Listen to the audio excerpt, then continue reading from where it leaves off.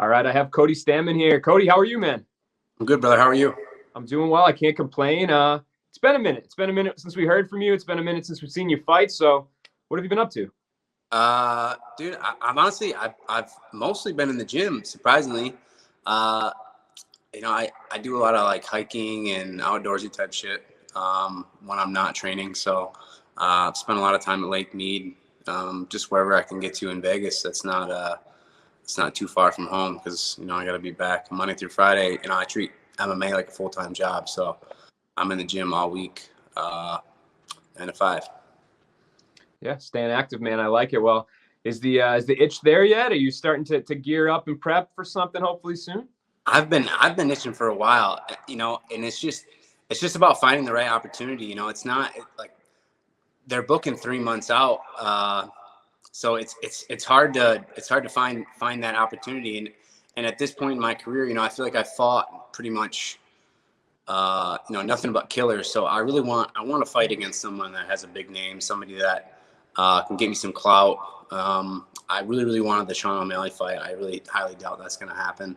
Looks like he might be fighting Frankie Edgar, but also like the Urijah Faber said in an interview he wanted to come back. That's a fight that I would love to take. It's just about, I'm willing to wait another 2 months if I have to, wait for a specific name.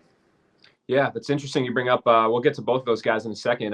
Let's start with Urijah, actually. He just did an interview not like an hour ago with Ariel Helwani. I don't know if you saw any of it, but he sounds like he's, thinking about he would take another fight. He said that it has to be, he has to have extra notice. He said more than 2 months, and that it would have to be in front of fans. It would have to be in an arena with, where he's fighting in front of a crowd. So, like, if it came down to it, would you oblige those two terms? Would that be something that you'd be down to do? Just tell me where, tell me when. I wanted to fight Urijah Faber since I hit puberty. So this is a fight that I've wanted, my whole life. I mean, it was kind of like he was the guy when I started, right? He was the best guy. He was the guy that everybody wanted to be. And I always kind of imagined that fight, coming into reality. And it's almost happened a couple of times. I thought I was going to fight him when he ended up fighting Simone. And then, he keeps retiring and coming back. I feel like there's a lot of foreplay between me and Urijah, but we haven't got to dance yet. So I'm hoping that, this time around, we can make it happen. Yeah. And I guess you kind of touched on a little bit there, but like the motivation to fight him, is it just like standing in front of a legend and being able to kind of say, hey, look at what I reached. Look at, I'm fighting Urijah Faber. Or is it, just kind of trying to build off him? Or what is exactly about this matchup that you like so much? Well, I mean, first and foremost, he was the guy that I looked up to for a really long time. You work hard enough so that your idols become your rivals. And that's kind of something that I've been telling myself, like, someday I'm going to fight these guys. Someday I'm going to fight Dominic Cruz. Someday I'm going to fight Frankie Edgar. I'm going to fight Urijah Faber. I'm going to fight the OGs of the sport. And I came in a little late. I came in a little late to the party, and these guys are kind of on their way out. And, I'm just starting to get to the point where, these fights could really happen. It's not out of like a hatred or anything. Like, I have the utmost respect because I know what these guys have been through, and I know how hard it must have been, kind of paving the way for everybody else. But now it 100% is to just to move forward in my career. You know what I mean? And I am absolutely looking to build off of one of these guys' success, the success that they've had, throughout, 10 years of martial arts, at the highest level. I want to build on that. I want people to be like, yeah, Cody Stamann beat Urijah Faber. He beat Frankie Edgar. He beat all these OGs. It's just another thing I want to put on my resume. Yeah. And the first name you mentioned there, but it kind of became an afterthought because you thought, oh, it's probably not going to happen. Sean O'Malley. I guess, what is it about him or the matchup that makes you think it's not going to happen? It's just, I mean, he openly said that he doesn't want to fight anyone in the top 15. He's like, I get paid the same either way. So why would I want to fight someone that's tougher? And honestly, when he said that, I actually had more respect for him because it was like he was dancing around that question the whole time. Like, in an athlete's eyes, maybe not in the average casual MMA fan's eyes, but in an athlete's eyes, it's like, it's not really about how well you perform against a guy that's ranked 100th in the world. It's how well you perform against the guys that are in the top 10. How much can you take against an elite competitor? Like, can you find a way to win against somebody that is that high level, that's been in those situations, that isn't going to break, isn't going to crack. Like, what can you do? I mean, and we saw Sean O'Malley fight Chito Vera. I mean, he went down to leg kicks, and that kind of tells me that, like, he's not real. You know what I mean? Like, the hype surrounding him isn't real. So it's a win-win. You know, I fight a guy like Sean O'Malley. I fought, you know what I mean? I fought the champ. I fought the who's who, the guys that nobody wants to fight in MMA, the guys that are knocking people dead. I fought those guys. So a fight against Sean O'Malley doesn't scare me the same way fighting, you know, Urijah or any of the guys I named would, you know, or any of the guys that I fought. You know, I think Sean O'Malley would be one of the worst guys I fought in my UFC career. Literally, I think he would be like first or second at the bottom of the list of tough guys I fought.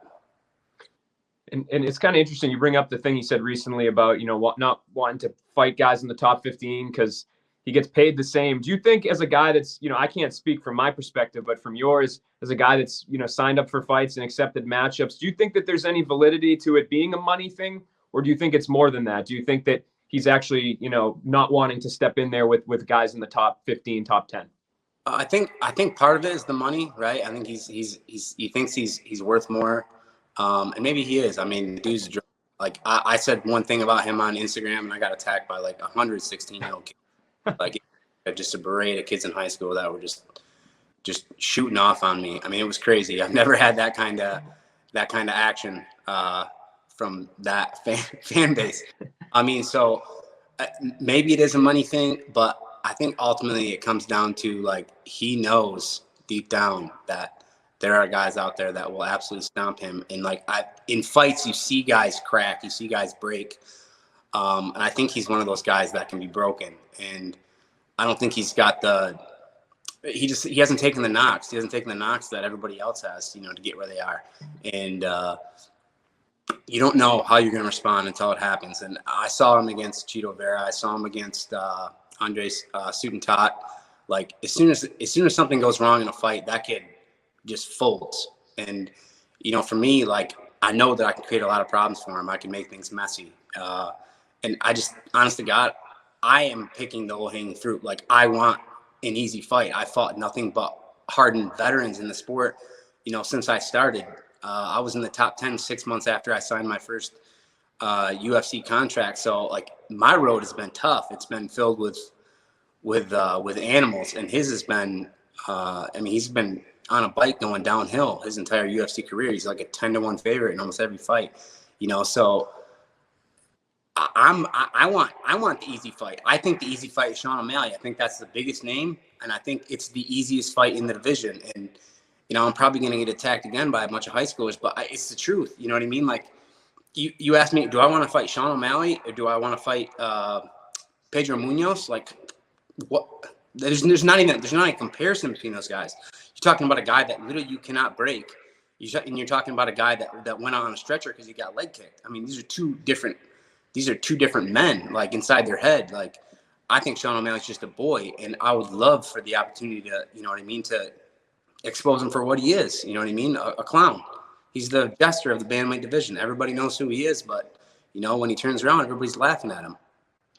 Responding to adversity, kind of sticking with that theme, obviously you don't think he handles it particularly well, but for you, coming off the first 2 consecutive losses of your career, your mental, your mindset, do you feel like you figured things out? Do you feel like, kind of just walk me through that? What went wrong last fight? Kind of how have you tried to spin it and move forward?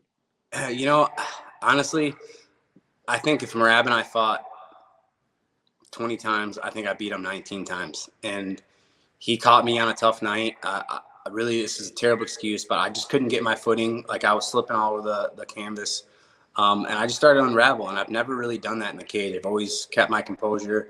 I've never really gotten overly aggressive. I had a game plan going in, and it wasn't to, like, walk him down flat-footed and try to pin him against the cage and land a bomb. It was just to kind of dance around and pop shot him and not be there for a counter. And I fought really, really poorly. I went against everything I know in fighting, because I'm a pretty cerebral guy. I know that there's ways to beat guys, and, you know, at this level, like, you have to stick to the game plan. I absolutely, like, threw it out the window.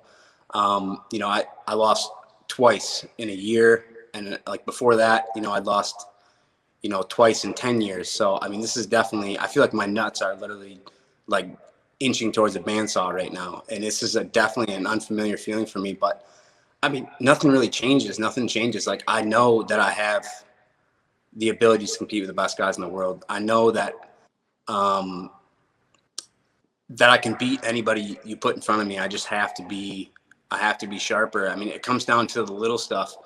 And, I think I let some of the little stuff slide. I think I maybe underestimated, Murad's stand up. I was thinking about the wrestling, and I wrestled a ton in that camp, and I didn't do a lot of the boxing, a lot of the basics that I would normally do preparing for a fight, because I've seen him fight before. I'm like, this guy's sloppy. I'm going to see things coming from a mile away.